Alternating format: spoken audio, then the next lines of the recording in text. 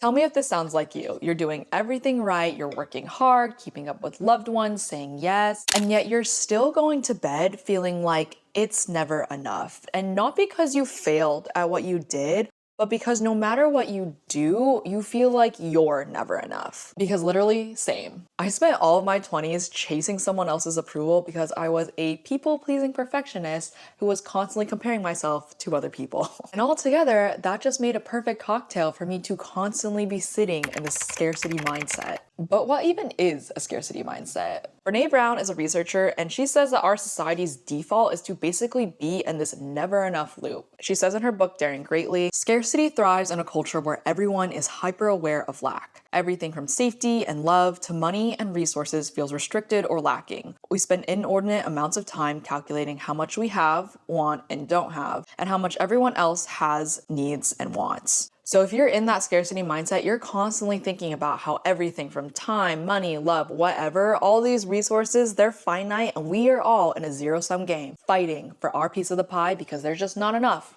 to go around. The thing is, the opposite of scarcity isn't abundance, but we'll get into that later. So now that we're all on the same page of what scarcity mindset is, let me break down the 3 things to help me overcome scarcity mindset by 30. Just a disclaimer, I am not a mental health or medical professional. These are just the tools that helped me. These go from easiest to hardest to implement, but the last one makes the biggest difference. So the first level is all about having a digital boundary. See, there's this thing in psychology called priming, and it refers to the unconscious influence that exposure to specific stimuli, such as words or images, has on an individual's thoughts and behaviors. First thing that most of us do when we wake up in the morning is pick up our phones and look at social media. And what does it show you? Someone got engaged, someone went on a vacation. It's literally showing you a waterfall of things that you want or think that you want because everyone else has it. And it's just priming you to be in a scarcity mindset all day long. So for me personally, the way that I've overcome this is by using an app blocker. And no, I am not talking about your iPhone screen time because let's face it, we all know that really the easiest thing in the world to bypass. Kind of ironic that we need an app to block our other apps, but I will throw a list up of all the ones I found when I was searching for mine. I won't go too much into these because I feel like you guys could do your own research, but I personally have been using Jomo. This is not sponsored in any ways. I use my own money to pay for the app, but I do think that it is truly worth it. The reasons being that 1, I feel like if I got the brick, knowing me, I would probably lose like the physical NFC that comes with it to like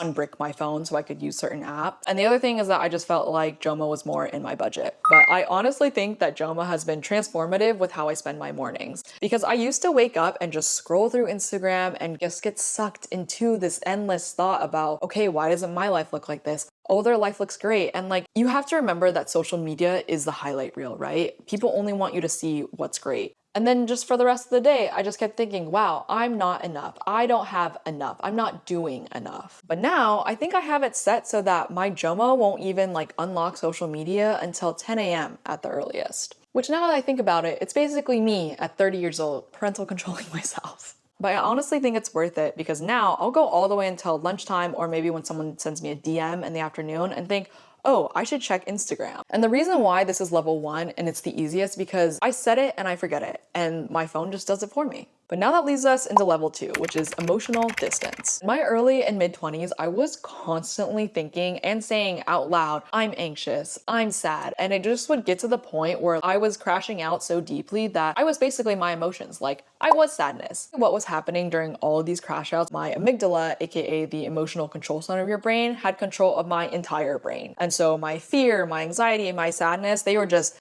at the wheel, and I was constantly in this mindset of I'm not enough, I'm never gonna have enough, I'm never gonna be enough. But now I use I feel statements for my emotion, which is affect labeling, which is first the process of naming and describing our feelings. Behavioral and neuroimaging studies suggest that merely putting feelings into words can serve as a regulatory strategy, aka managing your emotions. Specifically, it diminishes emotional neural reactivity and helps minimize the adverse reaction to aversive or unpleasant stimuli. So just putting that little phrase, I feel, before an emotion seems so small, but what it's doing is that it's giving your brain the space to understand that this is a state, not a trait. And basically what I mean by that is that my eyes are brown. That's never gonna change. At least I think so.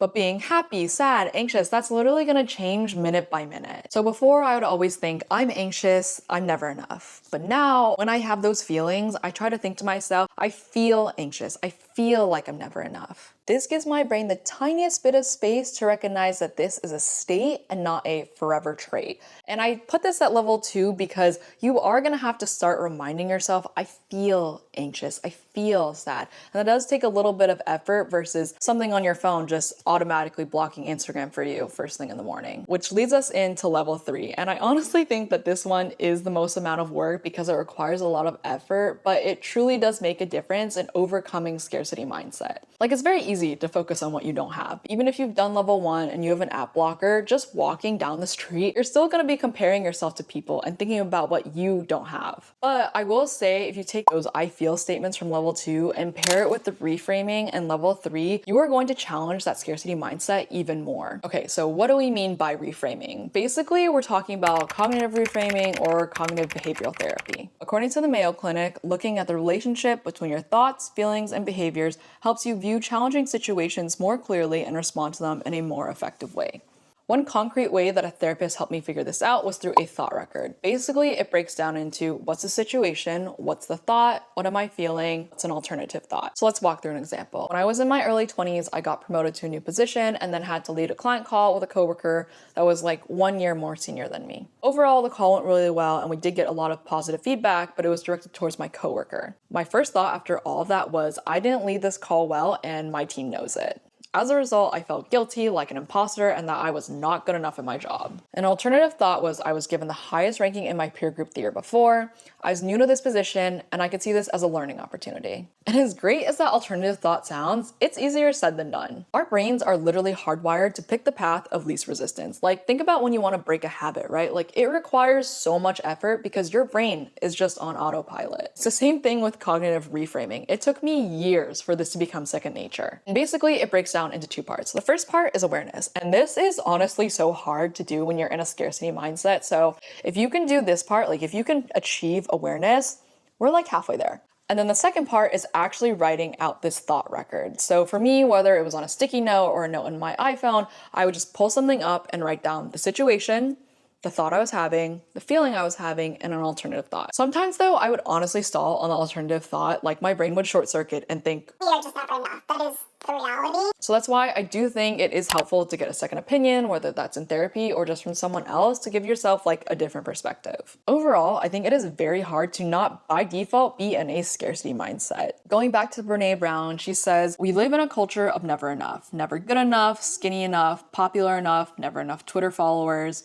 And there's only one way out of scarcity, and that is enoughness. At some point, we just need to say enough. I am enough. What I'm doing is enough. Internet will tell you when you're in the throes of a scarcity mindset that you just need to focus on the other end of the spectrum and only think about abundance. And I'm gonna tell you right now that that's like yo-yo dieting for your brain, and it's just not sustainable. By focusing on enoughness, you will actually be able to overcome scarcity mindset. Like, I'm at the point now where I accept myself for where I'm at. I know I'm not perfect, I'm working to improve, but I'm not constantly thinking about what I have and how I don't have what someone else has. So if any of these tips resonated with you, I'd love to hear about it in the comments below. Or if you've done something to help you with that mindset shift, drop it in the comments because maybe it'll help someone else too. And while you're down there, if you want to leave a little like or subscribe, that'd also be great. But otherwise, thanks so much for spending the time with me today. I really appreciate it. Now go get some sun.